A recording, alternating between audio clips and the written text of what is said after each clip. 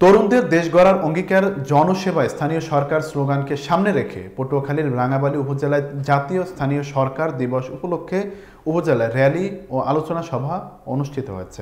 রাঙাবালী প্রতিনিধি মোহাম্মদ নয়ন ইসলাম মানজার জানান, মঙ্গলবার সকাল 11টার সময় উপজেলা প্রশাসনের আয়োজনে উপজেলা পরিষদ প্রাঙ্গণ থেকে একটি র্যালি বের করা হয়। র্যালি শেষে উপজেলা পরিষদ হলরুমে আলোচনা সভা করা হয়।